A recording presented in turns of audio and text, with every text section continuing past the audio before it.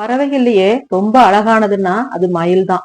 அப்படிப்பட்ட ஒரு அழகான மயில் குட்டியோட மன கஷ்டத்தை ஒரு காகம் எப்படி போக்குச்சு அப்படின்னு இந்த கதையில டீட்டெயில்டா பார்க்கலாம். ஒரு அழகான காட்டுல பல வகையான பறவைகள் ரொம்ப ஒற்றுமையா வாழ்ந்துட்டு இருந்தாங்க. அந்த பறவைகளோட குட்டிகள் எல்லாம் எப்பவுமே ஒத்துமையா ரொம்ப சந்தோஷமா விளையாண்டுகிட்டு இருப்பாங்க. அந்த பறவை குட்டிகள் கூட்டத்துல ஒரு மயில் குட்டியும் இருந்துச்சு. குட்டி பறவைகள் எல்லாம் ரொம்ப மகிழ்ச்சியா விளையாண்டுகிட்டு இருக்கும்போது இந்த மயில்குட்டி ஏதாவது சொல்றதுக்கு வாயை திறந்துச்சுன்னா மத்த பறவைகள் எல்லாம் உடனே கிண்டல் பண்ண ஆரம்பிச்சிருவாங்க.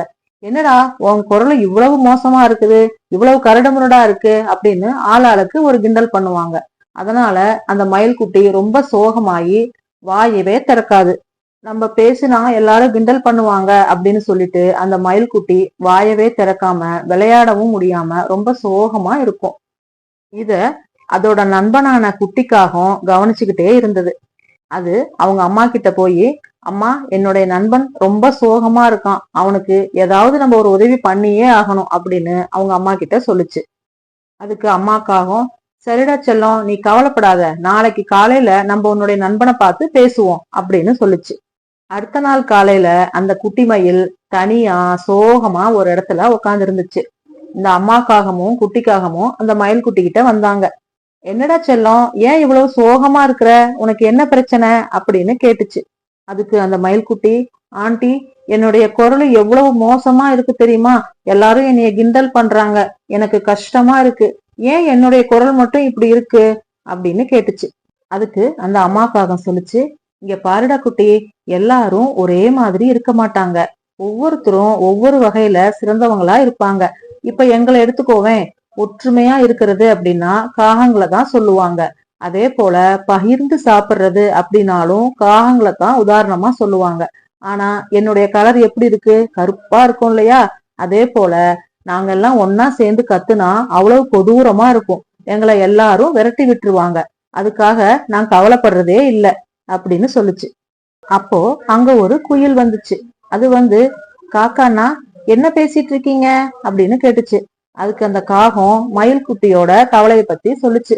அதுக்கு அந்த குயில் சொல்லுச்சு, கவலைப்படாதடா குட்டி, என்னுடைய குரல் கூட ரொம்ப இனிமையா இருக்கு அப்படின்னு எல்லாரும் சொல்லுவாங்க, ஆனா நான் பாக்குறதுக்கு எப்படி இருக்கேன், கருப்பா தானே இருக்கேன், அதே போல என்னால ரொம்ப தூரம் எல்லாம் பறக்க முடியாது, அதுவும் எனக்கு ஒரு குறை தானே, அதுக்காக நான் கவலைப்படுறது இல்லை அப்படின்னு சொல்லுச்சு. அப்போ அங்க ஒரு புறா வந்துச்சு.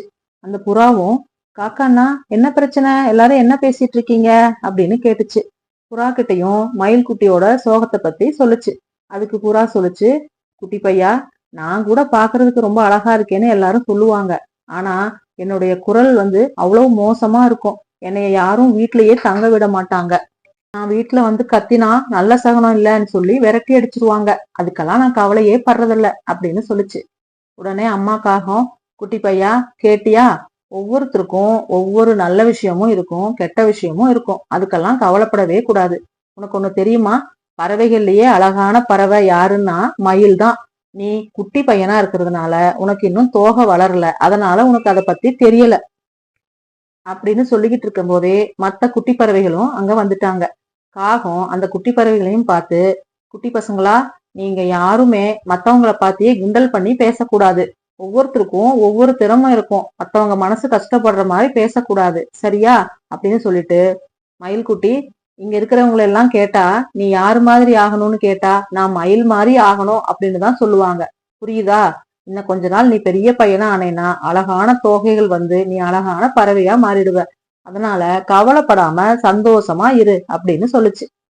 அதை கேட்டுட்டு குட்டி பறவைங்க எல்லாம் மயில்குட்டி கிட்ட, சாரிடா, நாங்க தெரியாம உன்னை கிண்டல் பண்ணிட்டோம், இனிமே அப்படியெல்லாம் பண்ண மாட்டோம் அப்படின்னு சாரி கேட்டுக்கிட்டாங்க. மயில் குட்டியும், ஆண்டி நான் பெருசானா அழகான பறவையா மாறிடுவனா அப்படின்னு கேட்டு அதோட கவலையெல்லாம் மறந்து ரொம்ப சந்தோஷமா விளையாட ஆரம்பிச்சிருச்சு.